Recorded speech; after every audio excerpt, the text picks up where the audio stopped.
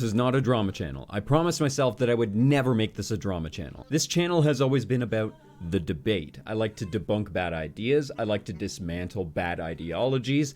And my whole brand is promoting open discussion. The very first video I uploaded back in 2014 was about how Atheism Plus wouldn't allow open discussion. He decided to just ask questions. Apparently, questions are unacceptable. Although his questions were not ambiguous, AJ quickly found himself on the receiving end of endless public shaming, bashing, and name-calling. His curiosity unquenched, AJ explained what he witnessed with some of his friends. He was told his friends were degenerates, trolls, and misogynists. When he challenged these accusations, AJ too was excommunicated. Then y'all got surprised when I started making videos about feminists, and I found great people along the way, like the amazing people at MythCon, and I've met tons of other great creators that seem to be stoked about rubbing shoulders with people they disagree with. And this kind of open discussion isn't really possible unless everyone involved has the same basic idea of what the rules should be, but more importantly,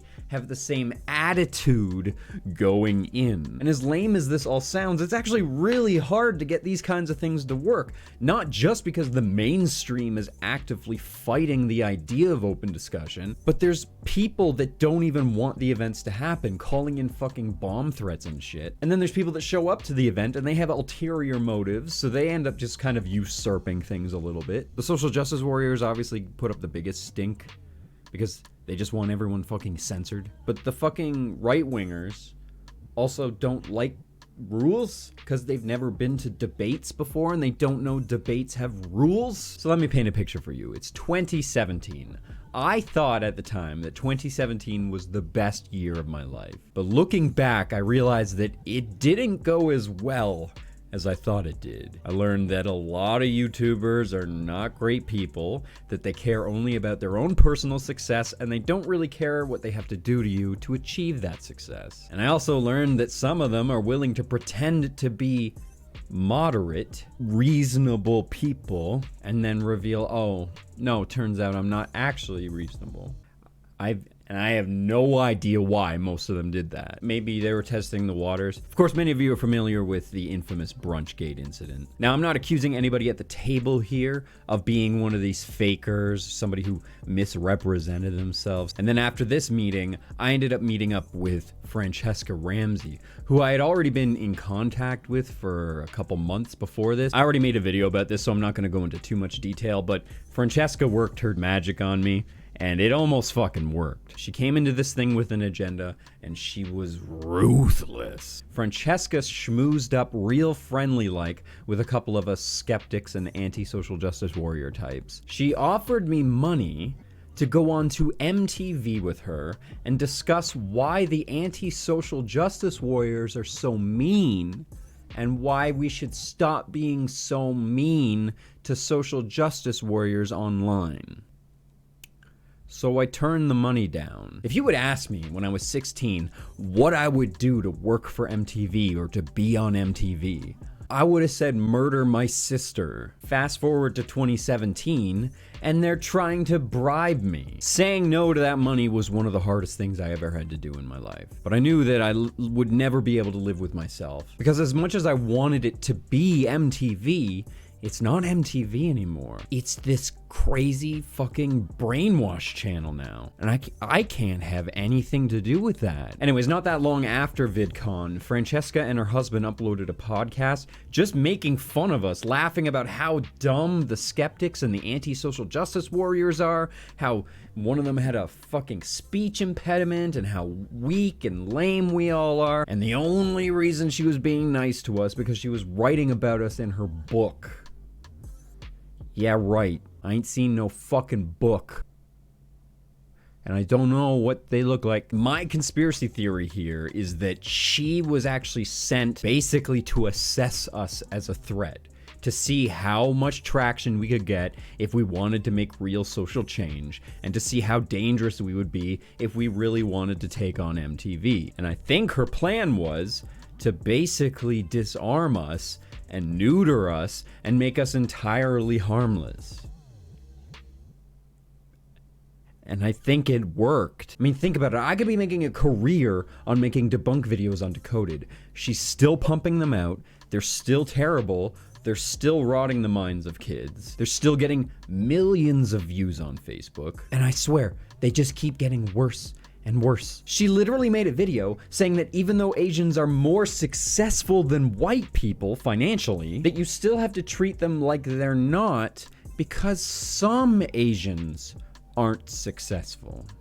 Boy, sure hope nobody uses that logic when defending white people. And now looking back at the Brunchgate table, what sticks out the most is just how concerned they were with how mean we are to social justice warriors. Then you got Lacey Green kissing and making up with Sargon. And Lacey, she had just left MTV. There was so much going on, it was hard to pay attention to all the pieces on the board as they were moving around. Okay, so not counting Brittany, or Dan here, who wasn't invited. Well, I mean, June was included, but she's my girlfriend and I don't want you guys looking at her. Just gonna go ahead and, there we go. And I'm just gonna... So of the 3 YouTubers that we actually negotiated the discussion with, the one that I was the most surprised that actually showed up was H-Bomber Guy. Not because I think H-Bomber Guy is some crazy SJW. In fact, his channel's pretty good. His just on the edge of psychopathic humor is always hilarious. I don't really like his video game reviews. I find them a little dry. He also recently just did a charity stream that raised $30,000 and Cortez made a guest appearance on it. That's something that some people might care about. I mean, somebody voted for her. He's not universally liked. Here's one of his detractors. Dumb Globehead. I agree, Flat Earther 100. He is dumb. No. The main reason that I'm surprised that H-Bomber Guy would want to go anywhere near us is because he actually created a Google Chrome extension designed to block my channel from appearing in people's YouTube recommendations. Shoe on Head is also on that list. It's actually not that long a list. This is the whole thing if you want to pause it. Are you worried about video game feminism? What? No? If you watch one of my videos where I make fun of people who comically overreact to imaginary and yet still trivial wrongdoings, you're gonna get flooded with recommendations for their videos. Or a multitude of other piss baby splat pants telling you about the gay, Marxist, feminazi, S-Jew, reptilian conspiracy. But Mr. Bomber Guy, isn't it closed-minded censorship? That's a really good question. No. I'm not going to cry that this is censorship. An individual has every right to create something that makes it so his experience is the way that he wants it to be. And he has every right to promote that. It would be censorship if YouTube were promoting this. However, what this is, though, is it's awkward as fuck when you're sitting across the table from the fucking man, and he's like, yeah, I want an open discussion. I do.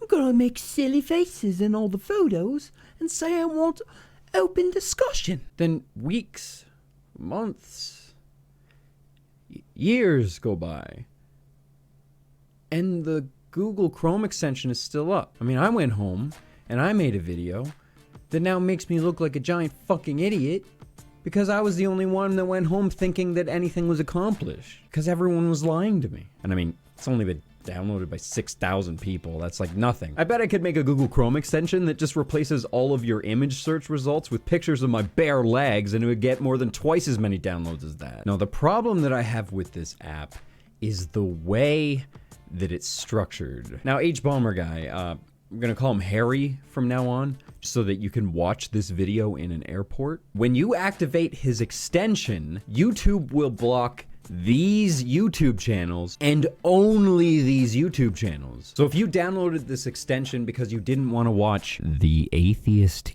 Gamer, but you still wanted to watch Cult of Dusty, there's no way to do that, which at very least hints that Harry believes that he's an authority on who is and is not a good YouTuber. Back to VidCon and what I said about this culture I discovered of people being willing to do whatever it takes to succeed. And if you think about him in his role as a YouTuber, the attitude that he's showing towards other creators at very least shows that he believes that he's an authority on who doesn't deserve to succeed. A little time passes, he doesn't delete the extension, but what he does do is upload a video responding to my critique of the Bill Nye the Science Guy show on Netflix. A lot of people ask me why I never responded to his video, and I get why it seems petty that I never did. It's not just because of the Chrome extension. I mean, sure, I was still bitter about it, but that's not what was stopping me. In his video,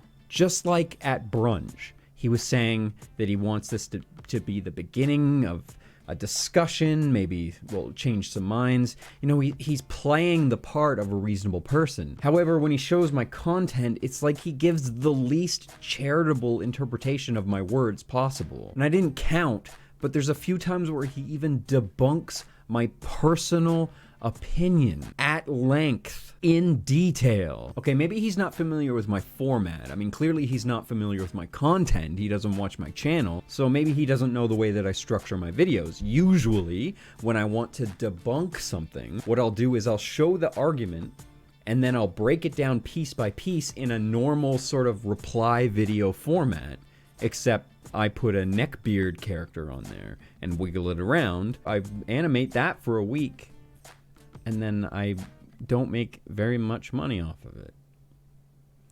This style of video is called Under the Helmet, and the rules for this are a little bit more loosey-goosey, and I'm more just giving my personal opinion on something. On top of that, I even start the video off by structuring it as a review that I would do on my review channel. The formula for each show is pretty basic. Bill performs a little theater science. There are some funny sketches, documentary pieces, an expert panel, and so much more, all with a focus on education. I know this seems like the kind of thing that I would review on my media channel, but a few episodes in, and I started to realize that not a lot of my criticisms were about the production, or the writing, or the acting, or the comedy, or the editing. Almost all of the criticisms I had were about how Bill communicated information, the motive of the creators, and the general dishonesty that the show displayed. I think another reason I may have passed on replying to his video is because it was among dozens of replies, and eventually it all just starts to become white noise. I think the reason why my video ended up getting so much more attention than most was because of how upset and hyperbolic I act about the gender portion at the end. I go way over the top on how upset I am about how the ice creams are a bunch of sluts, and how he misrepresents gender and sex and all that stuff, and how he doesn't communicate the science behind it properly, ultimately leaving people pretty misled. I use that exact same energy in the AI portion. The dude takes a photo of Bill, and then the phone says, "This is Bill Nye." And then Bill says, "That's incredible." No, Bill, you fucking idiot. No. Don't you get it, man? This means you're in the system. That's how they get you. We're all fucked. Fuck, I'm pissed. Almost nobody mentioned this portion when they replied to my video. And I think it's because every single one of them was trying to say that I was manipulating my audience into believing incorrect science or some shit, and that if they had put this in their video, it would have been blatantly obvious that I'm not being 100% serious and that I'm merely reacting. You're all fucked. Fuck. Then in the sex and gender portion, there's a bunch of stuff I could have gone after. At one point he says sex, physical sex, is a spectrum, and I said, technically that's true. It's not really true. I mean, technically in that intersex, meaning hermaphrodites exist, and they're not fully male. But other than that one outlier group, there's not really like a spectrum of different kinds of sexes. Then at 2 points in this segment, he shows a jumble of different X's and Y chromosomes, showing that people can be born with more than just an XX or an XY. And then later, he uses these mannequins and has similar jumbles of X's and Y's show up, and when that happens, he says there are different kinds of genders. No, Bill.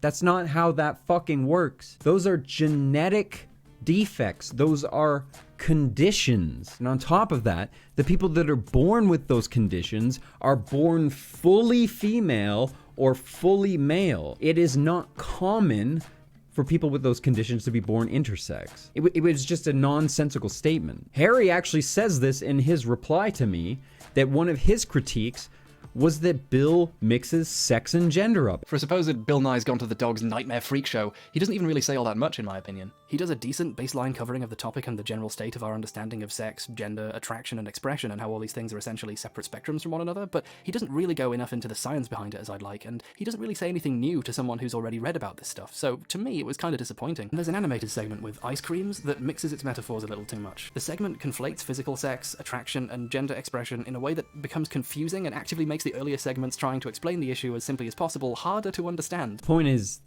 Harry agrees that Bill Nye completely fucking dropped the ball in this episode. The communication is completely fucked. Bill doesn't do a good enough job of explaining the science behind any of these things, and then even conflates gender, sex, and sexual preference. And that's what I was complaining about.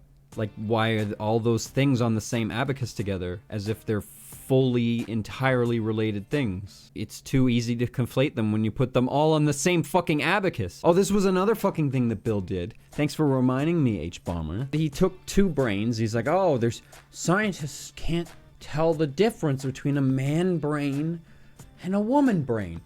That's a fucking lie. They can, and on top of that, there are studies showing that the differences that they can detect in a male and female brain are also present in fucking transgender brains, but the opposite of what they're supposed to be. So we're gonna reply to some of Harry's video here, just sorta to put this whole thing to bed, but also to sort of give you an idea of what I'm talking about here. Here's a video by one of YouTube's most prominent skeptics, and you know he's skeptical because he put it in his name.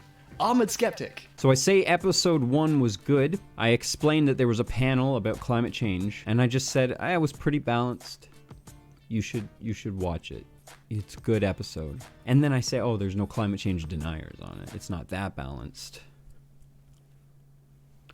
You know what I mean? Episode 1 was all about climate change, and this is how he talks about it. The first episode is about climate change, and I was a little apprehensive about this one because this is Bill's subject. Bill literally gets carted out to all these events. Would have no problem with fucking climate change deniers being put in jail. So the man's pretty extreme on the subject, and he politicizes it so heavily. But it was great. Bill was a little awkward in front of the live audience, but that only really added to the charm. He doesn't get too political, he doesn't use too much hyperbole, he demonstrates how climate change is affecting the planet today, and even innovative ways that engineers are dealing with these problems. I even liked the panel. He had some guy on who said that he wanted the entire United States to be renewable, and another guy on the panel was like, no, that's a fantasy world. It was great. It was really well balanced. I mean, no, he didn't have any climate change skeptics or anything, but you know what I mean. You saw the whole thing. You saw the whole review. That's the whole review. I didn't show a single clip. Watch this. He congratulates the panel for being well balanced. The focus is on balance, on not taking a side. Yeah, because all the ideas about a subject can be discussed. So, is balance what we saw in that panel?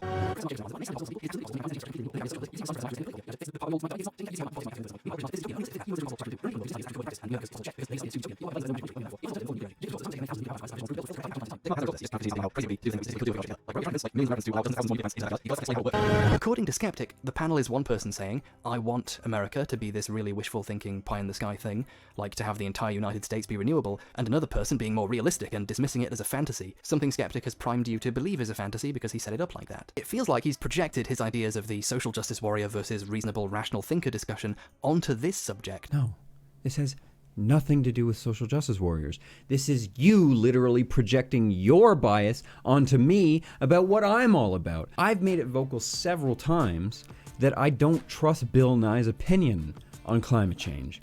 That's what I'm getting at. Bill Nye is a fucking climate change shill, and he often goes toe-to-toe with full-on climate change deniers. And I don't agree with either of them. I'm a little bit more on Bill's side on this one, because I obviously agree that climate change is real and that we're affecting it. But the point I'm getting at, Bill didn't make it some fucking crazy shit show where he says that he thinks people should go to fucking jail if they're climate change deniers. That's why I thought it was good, because Bill didn't go fucking crazy about climate change. That's it. It's balance. They didn't come to a conclusion. Oh, congratulations, Harry, for figuring out that a 3-minute panel on a fucking Netflix show didn't come to a conclusion on a subject that we've been debating for fucking decades now. This is what Harry does. One of these guys was right. One of these guys you can check and it's actually true. The other guy was just, it's utopian. Just can't do it. Let's build thousands of nuclear plants faster than we've ever done before. With magic, that'll solve it. I mean, I agree with both these guys a little bit. I agree mostly with the nuclear plant guy. I would like more renewable energy, but it is a fantasy to be entirely on renewable energy the way that we see renewable energy today. And nuclear plants have come a long way since the fucking 60s. They're a lot safer, first of all, and they're not nearly as complicated as people want to believe they are. The only thing holding us back from making more nuclear plants is weird red tape and this culture of misunderstanding around nuclear technology. He doesn't get too political. I'm just gonna laser focus on this for a second. Skeptic appears, based on this and some comments we'll see later, to think that being rational and objective relies on not being too politically biased. But if you, for example, don't want mankind to die out or want things to get better for people, and your focus is on finding ways to do this, using science and facts and truth, then you are unavoidably going to get political. And they did. And did I complain? No, I said they didn't get too political. I said too political, so that means there's some politics. I mean, we both agree that politics was an element here. So what are you debunking? I'm sorry that I don't want too much politics in my Netflix shows. Fucking sue my ass. Back in 2017, he put his balls on the guillotine and placed my hand on the lever and then started mocking me in front of everyone. And I didn't pull the lever. And then people said that me not doing it was petty. See, this is the kind of shit I was dealing with in 2017. The current, though hopefully not for long, Prime Minister of my country closed a group investigating climate change and is about to get into bed with the DUP, a group known for, among other things, thinking being gay is a sin and climate change denial. And the current head of state in the USA thinks global warming was created by the Chinese in order to make US manufacturing non-competitive. When you say climate change is real and people who don't think that are full of shit, you're inherently making a political statement because people in politics act based on views like this. When you say you would prefer for the climate to not drastically change in a way that would be unfortunate for the bulk of humanity, you are unavoidably making a political statement. This kind of writing implies Skeptic worries the scientist is going to get too political. I worry Skeptic is trying to depoliticize a scientific problem that is very political indeed. I'm just trying to enjoy my Netflix show. This is just me speculating, but I'm struck with the sense that upon reaching more contentious episodes based on science he's less familiar with or which relate to pressing social and political issues of the day, Skeptic was annoyed by Nye's alternative conclusions or ideas, and rather than disagreeing with them for academic reasons, he takes the view that he gets too political, and therefore the bits he does like must have been less political. Yeah, right? I appreciate at the very least that he says he's speculating during this portion, and there's an element of truth in it. I don't want Bill Nye fucking up the issue of climate change with his shill politics. I like to compartmentalize. I like to separate political Bill, the Bill that they card out for us whenever there's some sort of an event. The other Bill is Bill Nye the Science Guy, the guy that I grew up with, who has that awesome science show that I grew up with. I don't want those two Bills in the same thing. And I was just happy they weren't. So if you look at the timeline here, he literally spends 5 minutes debunking my opinion, harping on the fact that I don't like politics as much as him. It's not even that I said that I don't like his politics, just I refuse to play the politics game altogether. Why does it bother you so much that I don't like politics? I think these problems inevitably have political implications, and exploring them is intellectually honest and necessary. I never said... See, and that's his conclusion, that I was trying to separate politics from climate change. And I never make that implication. How long did it take you to make that, Harry? I'm sorry.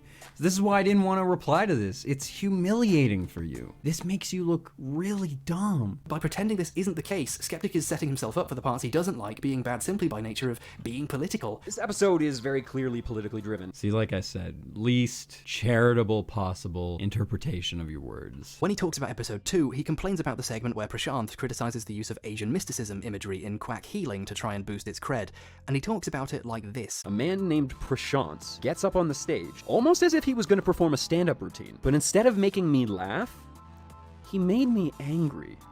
He made me very, very angry. Prashanth lectured the entire white race on how it's unacceptable to use Asian mysticism because it's from a different culture. Right. That was my only problem. My only problem is that he singles out the white race, says that they're not allowed to use Asian mysticism, and then says stop it or something like that. You know what I'm talking about. Black people use Asian mysticism too. Prashant says that he doesn't believe in Asian mysticism, and he says that he doesn't like Asian mysticism. In fact, he says that he hates it. So why does it even matter who does it then? Right, not that it's being done. Who does it? Why did he single out the white race specifically? I don't care that he doesn't like Asian mysticism. Like, it's a Bill Nye the Science Guy show. My hang up is that he could have gone through that entire segment without mentioning whites a single time. So I'm not disagreeing with what he's saying.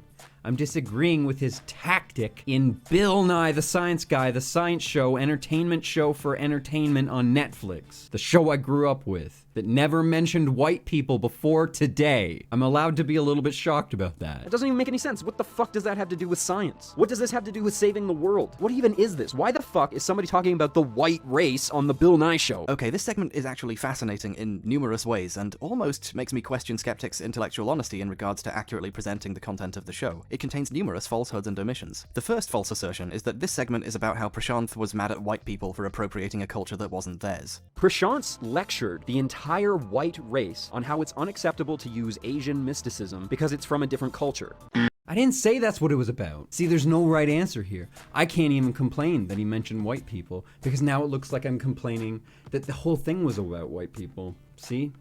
I was the racist all along. I don't want to do this to Skeptic, but that's just not true. That isn't what happened here. Watch what he says. He says, white people stop doing it. I didn't make that up. He says that. I hate to do this to H-Bomber guy, but he's a dummy. A man named Prashant gets up on the stage, almost as if he was going to perform a stand-up routine. Skeptic is attempting to accuse him of arguing about cultural appropriation, but he's actually talking about the well-known problem of quacks attempting to hide pseudoscience behind Asian mysticism. Anybody who watched this segment would know immediately that it's about Asian mysticism. That's why it's so confusing that he singled out the white race. Prashant even name-drops an infamous example who is himself of Asian descent, so he's definitely not talking about appropriation. It's actually the oldest trick in the book. Half nonsense, half Indian. It's called the Deepak Chopra. Why the fuck is somebody talking about the white race on the Bill Nye show? It seems like Skeptic heard Prashant say, "Hey, white people," and then he turned his brain off. So you admit it. He says it. He says, hey, white people, stop. I feel like I don't need to be here. This is why I don't reply to this shit. The second false assertion is that this is a lecture, a man talking down to a group of people in some kind of mad, antagonistic, puritanical screed. This inaccurately represents the tone of the segment. Like, I feel like I'm going crazy here. It's hyperbole. Harry. Hyperbole. He was lecturing the entire white race is what I said. Clearly he's not literally doing that. The entire white race doesn't even know Bill Nye the Science Guy even exists. I'm getting at the age where I have to worry about my blood pressure, and you're not helping.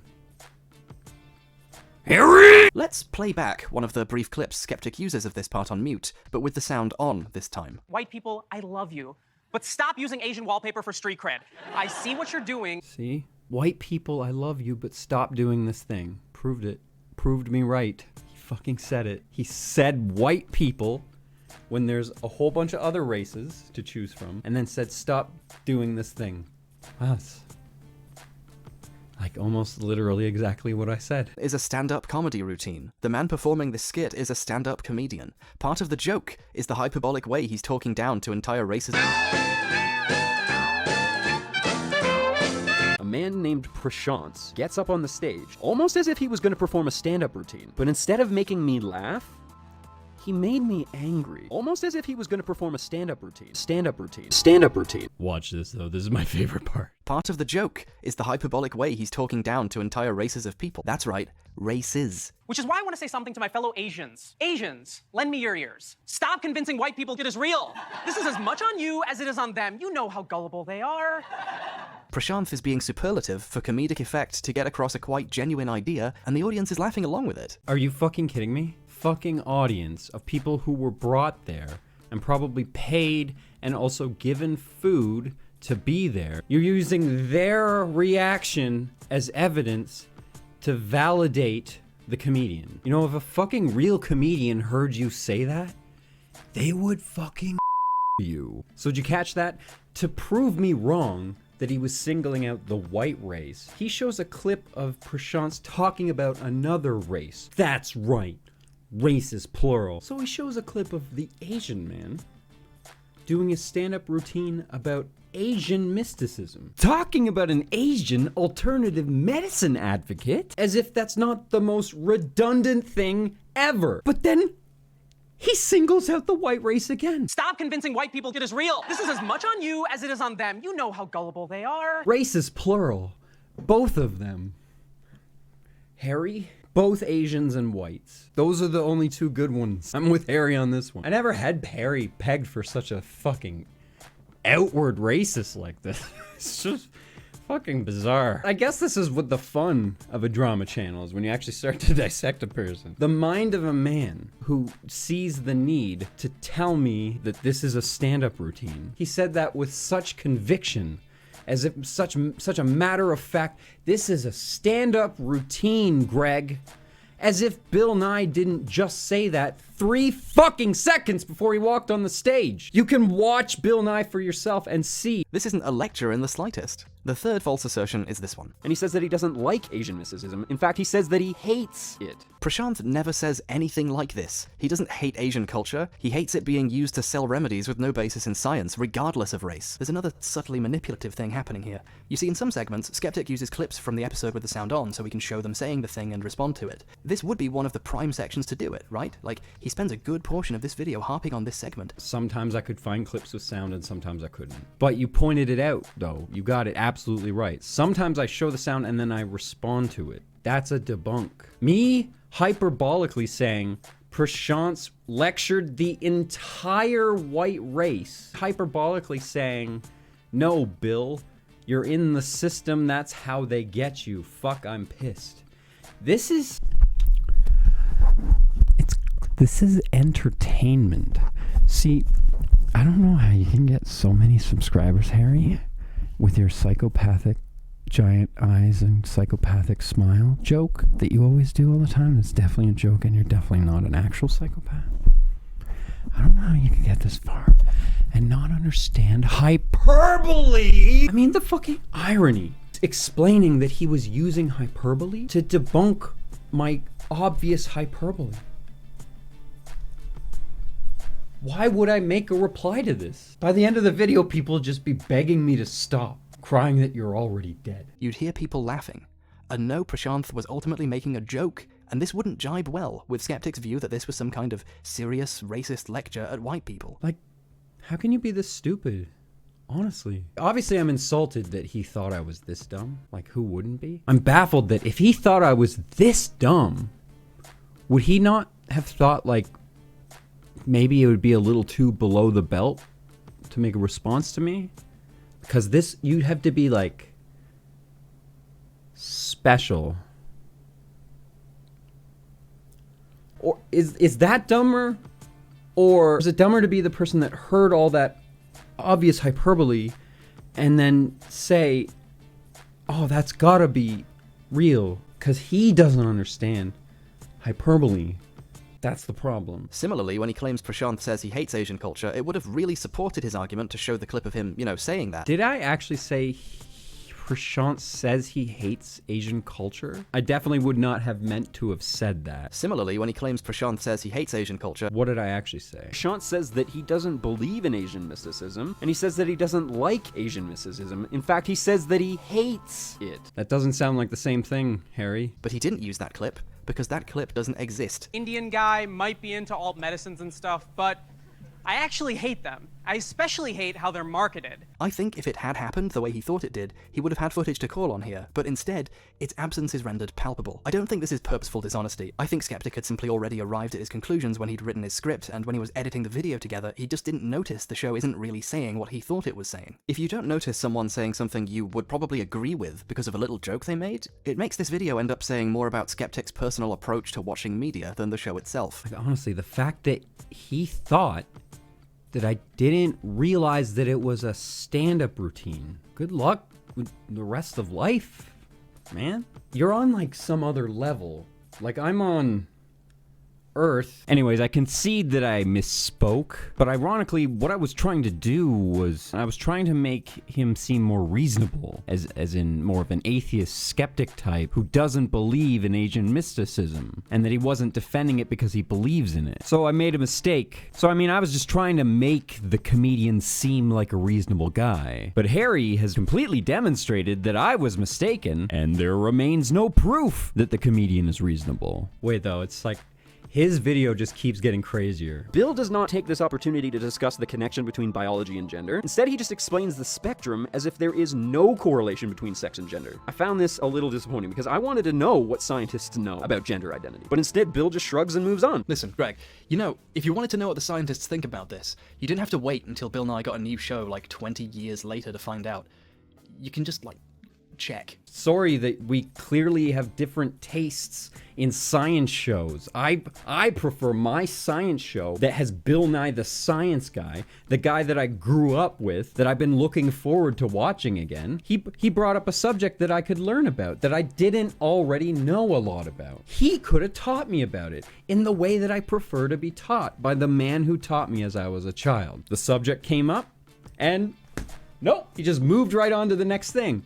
I don't learn anything. But Harry's right. I should have just researched all this before the show even began. It's my fault for not already knowing all this. It's my fault for not being interested in the subject before the very moment that Bill Nye brought it up. Maybe, I got a crazy idea for a TV show. Get this. Okay, so I'm gonna be Gregory Irons, sexy science guy. When you watch, I won't give you any homework. Instead, you can just sit and watch my show and enjoy it, and I'll teach you things in an entertaining way, and you don't have to have already done years of research. Unlike Bill Nye, where, according to Harry, Bill Nye could just list science, every episode is just lists different things in science. And if you don't know all those things, it's your fault for not already having researched it beforehand. Just different preferences in format, I guess. For a supposed Bill Nye's Gone to the Dog's Nightmare Freak Show, he doesn't even really say all that much in my opinion. He does a decent baseline covering of the topic and the general state of our understanding of sex, gender, attraction, and expression, and how all these things are essentially separate spectrums from one another, but he doesn't really go enough into the science behind it as I'd like, and he doesn't really say anything new to someone who's already read about this stuff, so to me it was kind of disappointing. The previous episodes of the show, which he had less of a problem with,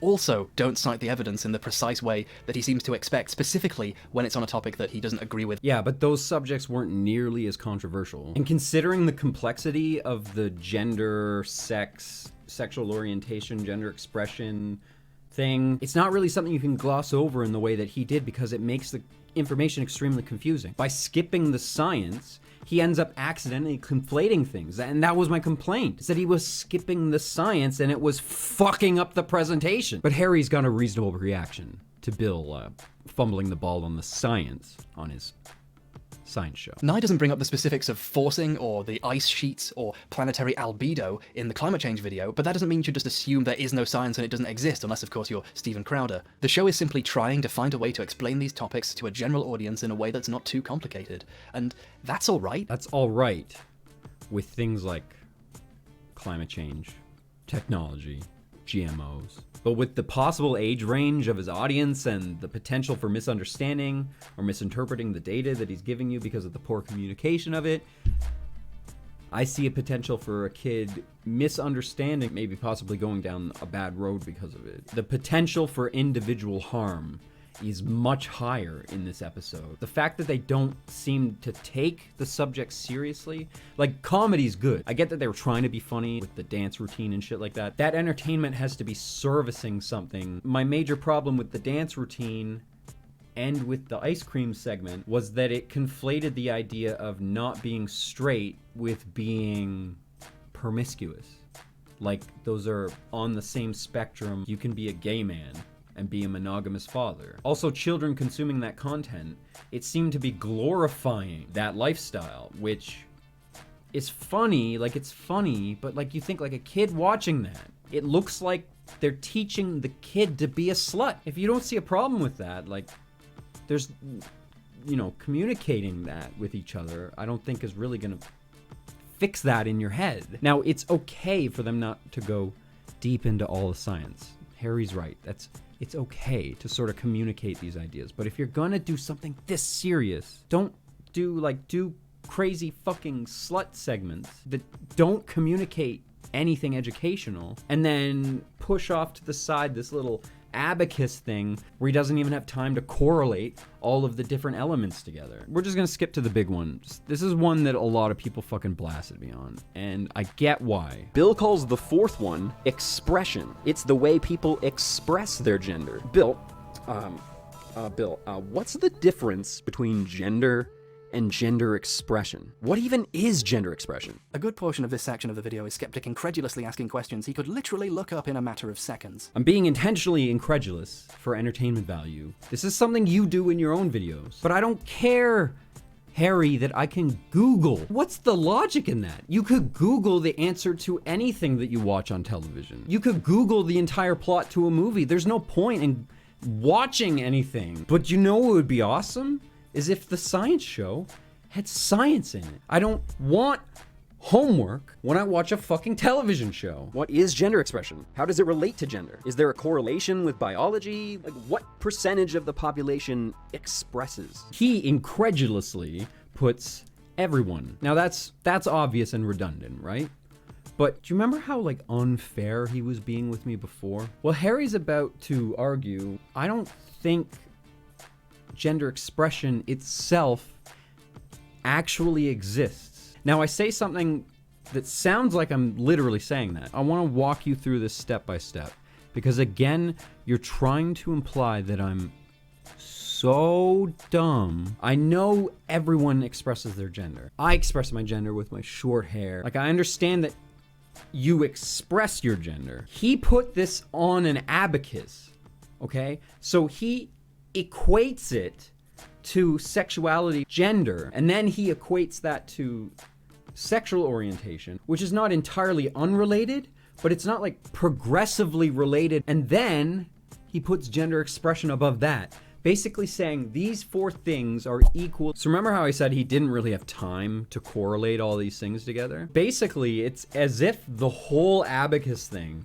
has been building up to gender expression. Like it's the next new big study in gender. And then just when it gets to the part where you think he's going to say, so the science is, but then instead of doing that, Veritasium goes to South Korea and talks about boys that put lipstick on. This is what the Bill Nye the Science Guy show gives me as a critic, as an audience member. All I have to interpret is that there's no science, i.e., it's made up, and that it's fashion, because that's all they describe is lipstick and dresses and pants and fashion, and that this is a big thing in Korea. For comedic effect, I get real quiet. I'm like, listen to me. It's made up. It's fashion. There's a little secret with gender expression. It's made up. It's fashion. I'm not telling you my literal personal opinion on what gender expression is. There's a little secret with gender expression. It's made up. It's fashion. It's fucking fashion. It's fashion. Now, maybe it's wrong to hold Skeptic to the same standards he holds Bill Nye to. I mean, Bill Nye is working on a fully produced show with a team of writers and researchers and, yes, comedians.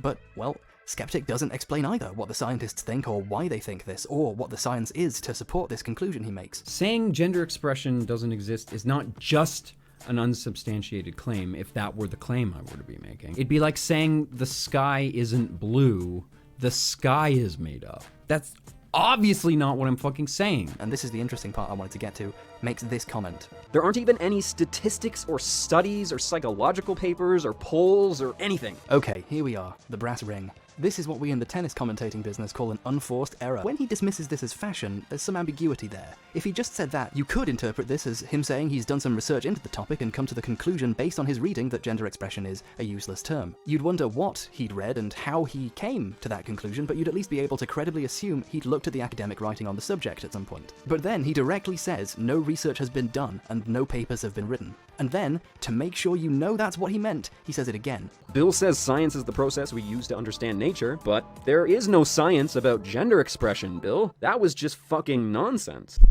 In the television show I'm critiquing, see, Bill Nye has a television show on the television on Netflix. It says on the thing it's a science show. And then he's like, here's gender expression. It's a bunch of Korean kids with lipstick. And I'm like, hey, there's no science. It's just nonsense. I'm making fun of him for fucking presenting shit content. You're right, okay? I'm wrong. Gender expression does exist. Because that's definitely, obviously, what I said and was meant. So, you win. I think I've demonstrated throughout the rest of this video that not only was he extremely uncharitable to the point where it wouldn't have even been fun for me to make a response to this, but on top of that, there's the meta posture. He still got that block bot thing looming over my head. Look at what's happening to me here. A man who has a plugin that's designed so that his fans can't see my content. He's decided, oh, well, my audience wants to see my side of our conversation, but they shouldn't have to see your gross side show up in their recommended. Ew. And then he complains that I complain that the science show doesn't have science in it, and then says I should be doing Bill's job for him. I'm the one that's supposed to do the science. It's my fault. Well, that's not how television works, first of all. But second of all, he clearly has the position of dominance. And by buying into this, by playing along with his reply video game that he wants to play, I'm accepting his position of dominance. I'm saying that I'm willing to be there, so then that teaches him that he's better than me. And that's gross. He ends his video off by doing the I'm a reasonable guy, I'm nice too, let's have a conversation thing. Skepticism and reason and facts and logic and evidence and all those other buzzwords are actually important. They do mean something. And they are worth thinking about. Greg doesn't seem like a bad person to me. You know, I make these videos and sometimes I'm really mocking of people either to be over the top because I think it's funny, or because I know their minds won't be changed because they're just so far out there. I'm curious, now that I've definitively made him aware that the subjects exist, if he does watch this video, if Skeptic will change his mind in accordance with the evidence, or at least develop a new perspective on the issues based on the stuff that I've pointed out. I think this is actually the first time I've genuinely thought maybe some progress is going to happen here. Maybe someone's going to watch this and go, oh man, there is science and I missed it. So now, having seen, you know, giant chunks of his video and my opinion of it, and when you see, like, why would I want to reply to something that misses the mark so much that my whole reply would just be, but that's my opinion, bro. That's a boring video. I'd just be curb stomping him. Again, I was still in the mindset of, like, let's build the bridges. Here's the thing. You can play the reasonable guy. Maybe he'll change his mind. I would love to believe, you know, that he genuinely believed that and he wasn't just hamming it up because he thought that it would make him look good to be reasonable. I mean, just the irony of him saying that. It's like, oh, I hope all of you watch his video. Meanwhile, he's got a fucking bot to stop that very thing from happening. Literally, the point of the block bot is so that you don't see content from the people that he replies to. Well, I can't stand by it. Mr. Open Discussion, we should all be talking about it, can't be playing into the hand of somebody who wants to loom that over my head. Oh, we can talk, Greg. We can talk, but people can only hear what I say. And then they have to take my word for it about what you said, even though I'm going to be as uncharitable as humanly possible. I can't condone that. If I had replied to that, I would have just played right into that. The whole video was like some bizarre power move. Oh, I hope you change your mind, Greg. How am I supposed to change my mind, Harry? I'm obviously too stupid. So I hope you're still with me here. You're probably a little confused. Why am I bringing up this old drama from 2 years ago? What I care about is that when I sit across from a man and share a taco with him, that when he tells me something, that he means it. And that 2 years later, he's not going to tweet something that contradicts what he says so horrendously that it's going to make everybody that he said it to wonder what the fuck they were ever thinking, even talking to that man in the first place. Moderation is a delusion that people invent to describe themselves. There is no moderation between left and right, just like there is no moderation between correct and incorrect. Turns out, the whole time he was lying. He never thought it was possible to come to an agreement. He never thought that you could talk through an issue and compromise. What the fuck were you doing at that table, Harry? What the fuck is this? So I'm gonna be more charitable to you than not only everybody else that's replied to you, but I'm gonna be more charitable to you than you were to me. And I'm going to assume that you're not saying that you don't think moderation in general is possible, because you specifically say in relation to left-right. He literally spends 5 minutes harping on the fact that I don't like politics as much as him. It's not even that I said that I don't like his politics, just I refuse to play the politics game altogether. Why does it bother you so much that I don't like politics? And I have it on good authority that your tweet was based on this thread and the sort of the stuff that was being bounced around here. So I mean, I do get a sense that there's some missing context to it. Then you get the Twitter problem, trying to cram a very clever idea into an even more clever space, and it won't fit. However, he follows this up. I'm gonna try to do an impression too. But I have this weird condition. When I do an impression, my brain accidentally turns it into an impression of the kind of person I would think would say something like this. The moderation between drinking the poison and not drinking the poison is drink a little bit of poison, then drink a little bit more when the purity testing non-drinkers make fun of you. I'm gonna be more charitable than other repliers were to you, and more charitable than you were to me, and I'm not going to assume that you're talking about literal poison that we're going to literally drink, and that you're implying that right-wingers do that they advocate that we do things that harm us. Sometimes the ideas that the right comes up with is like having to drink a little bit of poison. I mean, obviously it's ideal to want to vote for something that causes no harm, but life isn't that simple. Sometimes you have to decide which terrible thing to choose. Clinton or Trump. However, I'm going to take a little bit of a liberty here, and I'm going to point out that there's kind of an implication here that left-wing ideas never have negative consequences. Moving forward in the left's brain only has positive outcomes, and there will never be a negative consequence. That if you only let them do it their way, nothing bad would ever happen. My voice is boring. Let's find another impersonator. I understand there's social capital right now and seeming open-minded. Guy sounds just like him.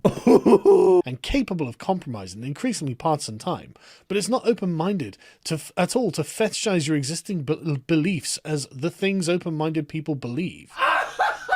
Oh my god, this guy's really putting him through the ringer! He sounds like such a dick! Forgive the rant. Just a little tired of seeing people waste so much time they could have spent on having a real discussion, telling people how clever and non-extreme they think what they believe is. I care about what you actually think, not how normal what you think it is. What you think is. Stop! I'm gonna pee.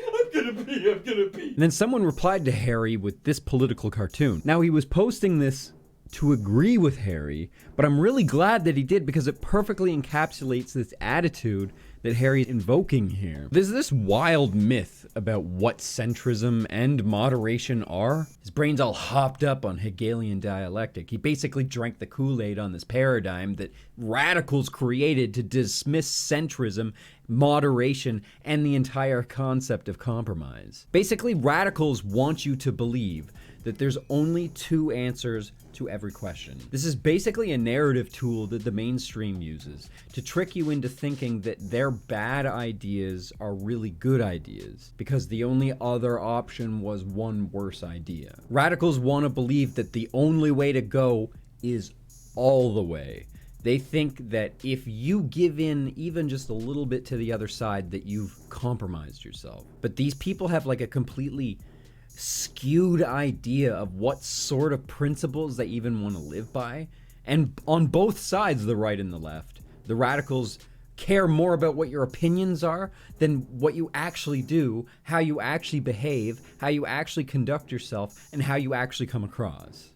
It doesn't matter to them what you do, as long as you're on the right team and you say the right words, because that's how our religion works. This political cartoon is what liberals literally believe. No, but this political cartoon is what these people actually believe. This is the paradigm they've bought into. But look at how this is structured. The KKK is on one side saying they want to kill all black people. Black people show up and they say, we want civil rights.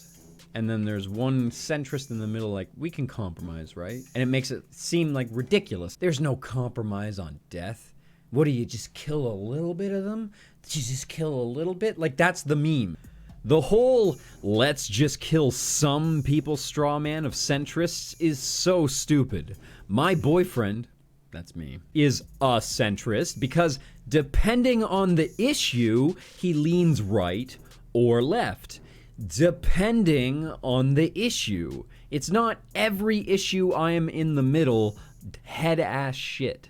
I think that's how you say it. This is a false dichotomy. These are not equal sides of the same issue. These are two related issues that are not being properly communicated. Actually, this political cartoon is so perfect, but the people that use it don't even understand why it's so perfect. That's exactly our problem, is that we're not communicating properly with each other. Dumb, pasty, spindly, moon-faced little fucking limey-ass bastards will just take everything you say completely out of context, give their audience the worst possible interpretation of your words, and then create a means in which they can avoid hearing your side of the story. Internet etiquette. I mean, you could say, all the KKK members want all the black people out of town, and all the black people want all the KKK members out of town. And that's an example of two equal sides of the same issue, but that sort of shows just how complicated, how inelegant these issues really are.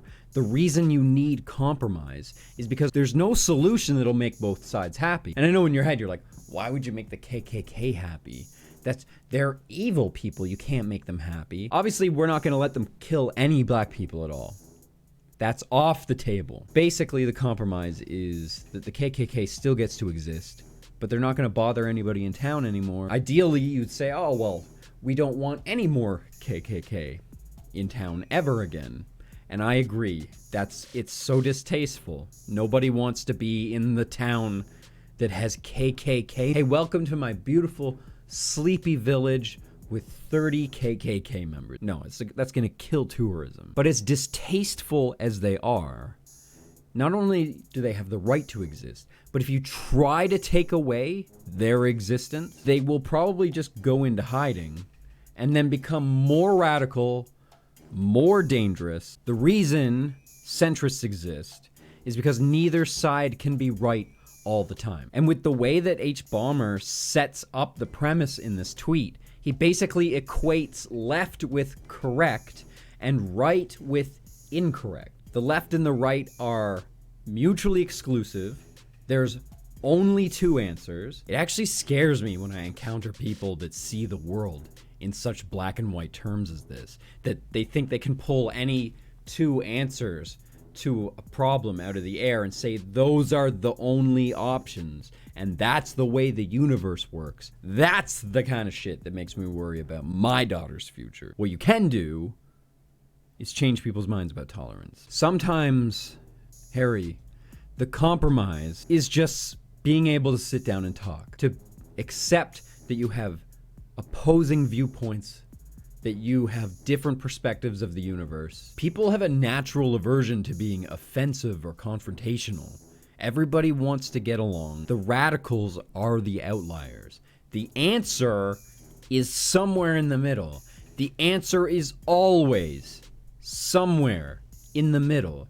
If your answer includes intolerance towards people's existence, then you've gone too far. Radicals on both sides are always going to do everything it takes to try to erase the people in the middle, because the majority of people are the people in the middle, but the majority of people are silent.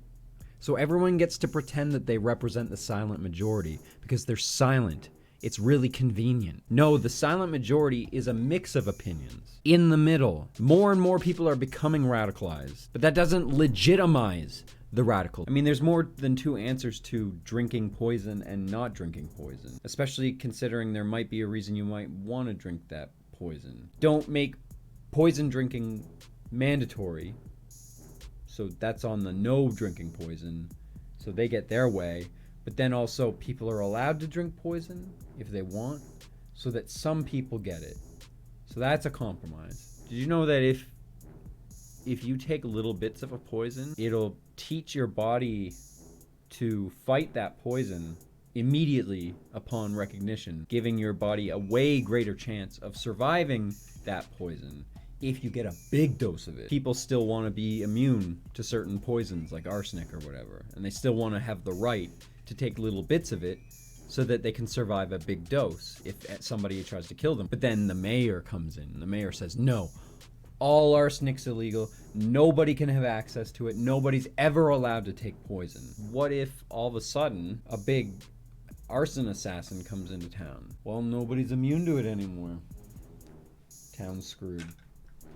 And it's all H-Bomber guy's fault.